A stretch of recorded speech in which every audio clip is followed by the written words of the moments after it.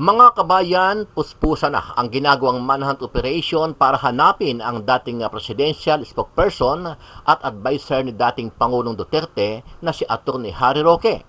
Matatandaan na na-cite in contempt itong si Roque matapos hindi dumalo sa ginawang pagdinig sa Kamara para ipaliwanag ang kanyang panig kung saan ay iniuugnay siya na may malaking koneksyon sa illegal na operasyon ng Pogo sa bansa. Isa rin sa mga dapat ipaliwanag ni Roque ay kung bakit natagpuan sa kanyang bahay sa Tuba Benguet ang dalawang Chinese national na pinaniniwala ang opisyal ng Pogo sa Lucky South 99. If we will go back to the hearing of August 22, 2024, Opo. we ask questions about Biancham. Yang Cham. Ito pong Biancham Corporation ay pag-aari ng Roque family. At Okay. ito po ang may-ari ng property sa Tuba Benguet kung saan nahuli ang Chinese national who happened to be an IT employee of Lucky South 99. So, kabayan, this is just one of the several circumstantial evidence which we have established already connecting Attorney Harry Roque to Pogo operation. Isa rin sa mga dapat ipaliwanag ni Roque ay kung bakit lumobo ang kanyang pera mula sa mahigit 100,000 piso noong 2018 at ito ay naging 65 million pesos. Ito ay unti-unting lumago kasabay ng pagsusulputan ng Pogo sa bansa noong panahon ni dating Pangulong Duterte. But in 2018, that was when EO13 was issued, 2017, na utay-utay nang dumami ang Pogo, it rose to 65 million. Mhm. So we asked him, Oh. saan po nanggaling yung 65 million? Yon. Oho. Coming from 125,000 before 2016. Ang laking diferensya nun, kabayan, Opo, diba? Sa ginawang pagdinig sa Kamara, ipaniliwanag ni Roque kung saan ang galing ang kanyang milyones na pera at ito aniya ay nagmula sa mga properties na kanilang ibinenta. Pero nang hiningi ng mga kongresista ang mga dokumento o deed of sale ng pinagbentahan ni Roque na mga di umano ay properties niya at hanggang sa ngayon ay wala siyang maipresentang dokumento para dito. Nagbenta po kami ng property sa multinational subdivision Sa in Parañaque. Parañaque. Mhm. Oho. You should be responsible to all the statement that you're giving to Quadcom because you are under oath. Oh, sumumpa ka. For us to substantiate yung answer ni Attorney Harry Roque, we requested for the copy of the deed of sale. Nagbenta, so dapat may deed of sale. And then he expressed his commitment to produce. Sa isang post ni Atty. Roque sa kanyang social media account, inakusahan niya ang Kamara na ginigipit lang siya dahil isa siya sa mga nagpoprotesta at tumutulig sa kay Pangulong Marcos. Kaugnay naman sa kumakalat na pulburon video ni PBBM. Pero sagot ng Kamara kay Roque, sa kanya mismo nanggaling na ipapakita niya ang mga dokumento at deed of sale ng properties at ito ang iniintay ng Kamara. We have to be reminded, ito pong mga documents na hinihingi natin kay Attorney Harry Roque, sa bibig niya nanggaling, hindi po sa Quadcom. Sinundan lang po namin yung mga kwento at sagot niya. Okay. Reason why we requested for the issuance of subpoena duces tecum. So he will produce ito pong mga documents which he mentioned during his testimony. Ano ang masasabi mo dito, kabayan?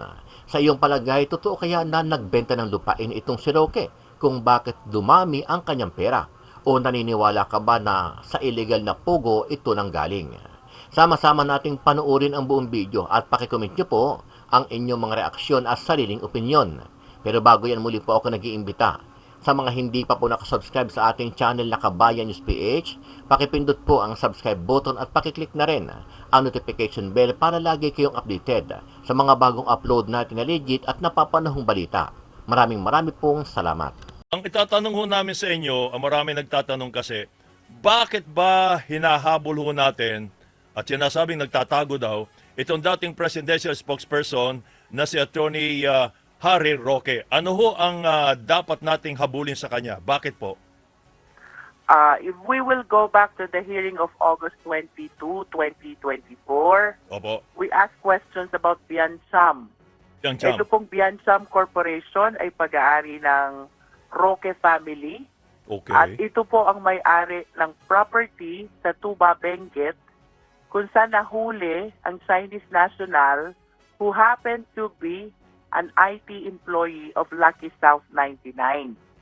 So, kabayan, this is just one of the several circumstantial evidence which we have established already connecting Attorney Harry Roque to Pogo operation. And then during the interpellation, we asked him about the audited financial statement of Biansam. Opo. Before 2016, 125,000 lang ang current assets. But in 2018, that was when EO13 was issued, 2017, na utay-utay nang dumami ang Pogo, it rose to 65 million. Mhm. So Opo. we asked him, Oh. saan po nanggaling yung 65 million? Yun. Oho. Coming from 125,000 before 2016. Ang laking diferensya nun, kabayan, Opo, diba? Opo. And then, his answer was, nagbenta po kami ng property sa multinational subdivision Sa in Parañaque. Parañaque. Mhm. Oho. You should be responsible to all the statement that you're giving to Quadcom because you are under oath. Oh, sumumpa ka. For us to substantiate yung answer ni Attorney Harry Roque, we requested for the copy of the deed of sale. Nagbenta, so dapat may deed of sale. And then he expressed his commitment to produce. And then we also discovered another document. This is the General Information Sheet. We call it GIS, Biansam Corporation pa rin, no? 2020, I think that was March. Oho. Ang may-ari pa po ng 99%, it is Spouses Roque. And then come October 2020 also, the 99% was transferred to Attorney Percival Ortega. And then I asked, ano po ang naging mode of transfer? Paano po napalipat? Napalipat. Was it a deed of sale? Was it Uh-huh. a donation? And then his answer was trust agreement. So again, to substantiate his answer, we requested for a copy Commence of the again. trust agreement. And he Okay. expressed his commitment again to produce the document. And then we should recall also, kabayan, na nagkwento siya presidential spokesperson sometime in 2018, 2017, no? And he even expressed na as a government employee, very limited ang income niya. Okay. So we asked for his SALN. Salin. Okay. And he expressed his commitment again to produce the SALN. We also asked for his ITR, income tax return, both Return. of Biansam and the Spouses Roque. And then Okay. he committed also to produce. Hindi naman pwede, kabayan, na you will be stating a lot of narrations during the committee hearing. Nang And walang then if you are dokumento. prompted to produce the document, Oh, yun. bigla kang magmo-motion to quash. Oho. Diba? Anong ibig sabihin ho natin pag nag-motion to quash sa Congresswoman? Pinapawalang bisa po niya Mm. yung subpoena duces tecum, which is the order of the Quadcom for him to produce all these documents. Yun lang naman hiningi natin, mga dokumento ho, patunay sa mga sinasabi niya. Yes, kabayan. Oo. And Eh, in ba't meron pa relation siyang to binabanggit na motion to anti? quash, Oh, nag-raise po siya ng mga arguments. oh. Number one ay we are violating daw his right against self-incrimination. Again, we should remember the right against self-incrimination pertains only to testimonial evidence. Hindi po ito testimonial evidence, documentary evidence po ito. Mhm. Object evidence. And then he raised also, hindi daw po relevant yung information. Oo nga daw. Why Wala is daw it not relevant? wala daw They were- relasyon in aid of legislation. Yes, kabayan. Oh, And we should remember okay. na it all started with Biansam kung saan Okay. nahuli ang empleyado ng Lucky South 99. Iyon. Paano to hindi magiging relevant, di ba? Opo, opo. And then about the issue on inquiry in aid of legislation, 2 beses na po natin yan nailatag during the Quadcom. Mhm. That this investigation will possibly lead to revisiting and amending Anti-Graft and Corrupt Practices Act. Pwede Okay. rin po nating bisitahin ang Code of Professional Responsibility of Government Officials. Correct. We can revisit also itong Code of Ethics ng mga lawyers na baka we are deviating already from what is allowed in serving our clients and what are not allowed anymore. Mhm. And we should go back to the hearings before Quadcom, ha? Opo. We were able to clearly establish na abuse ang ating rules on late registration of birth. So certainly, magkakaroon ng amendment ang PSA Charter. We also discovered the abuse in the issuance of visa. So certainly, i-revisit natin ang visa law or immigration law. Yes. Oo. And then we should revisit also the laws pertaining to the use of internet and even the anti-money laundering law, kabayan. Yun ang Paano importante. nagkaroon ng transfer ng huge amounts of money Oh, na hindi namomonitor ng AMLA?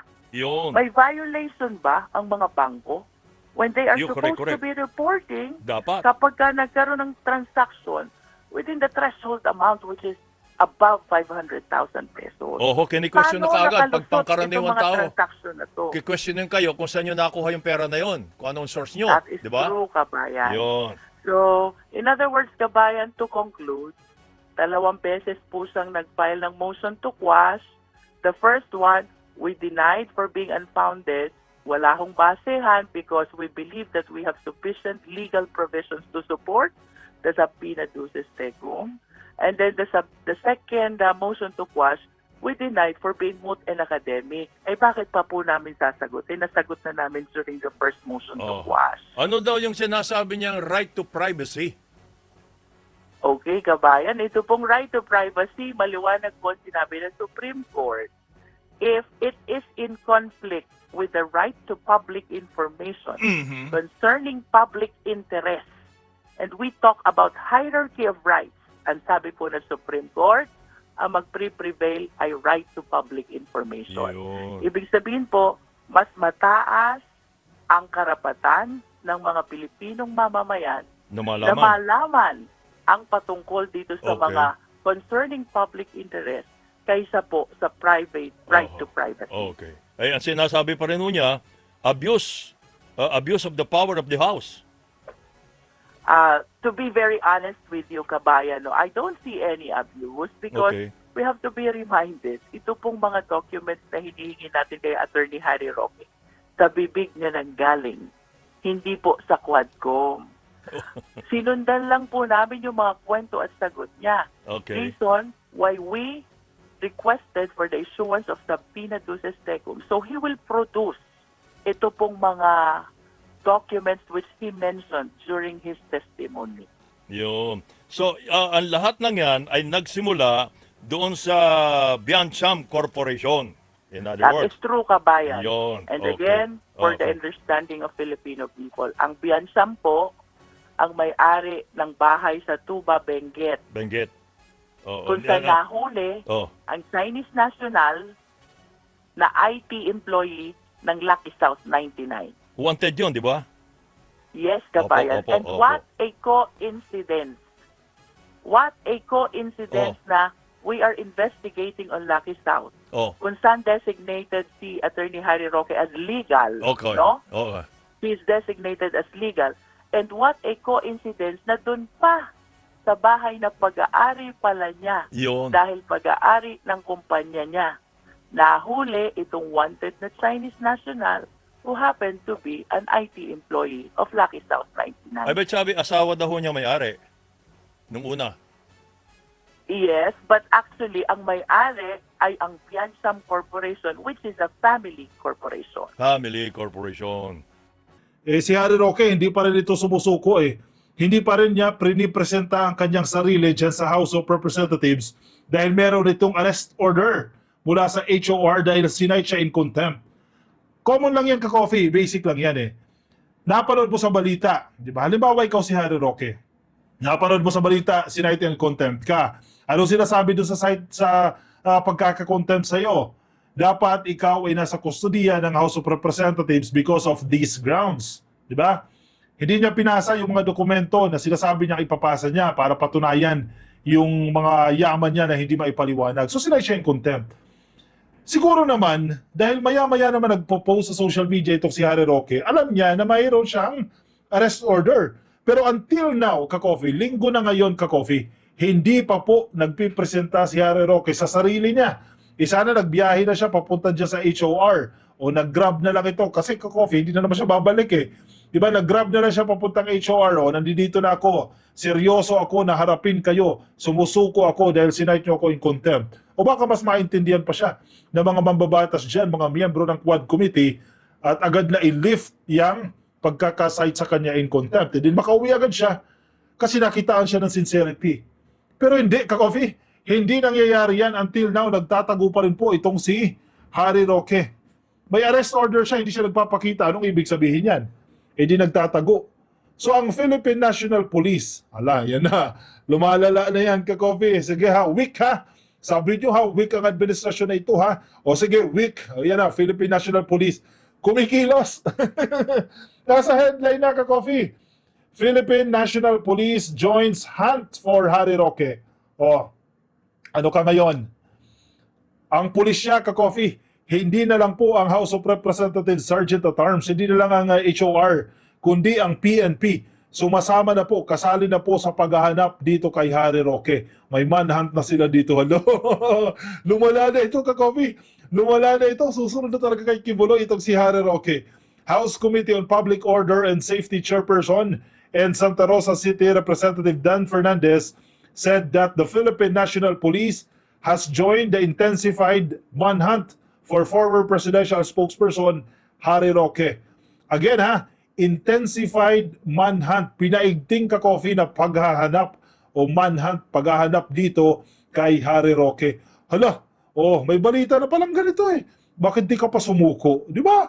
Kung seryoso ka talagang harapin yung mga reklamo na yan, sumuko ka na.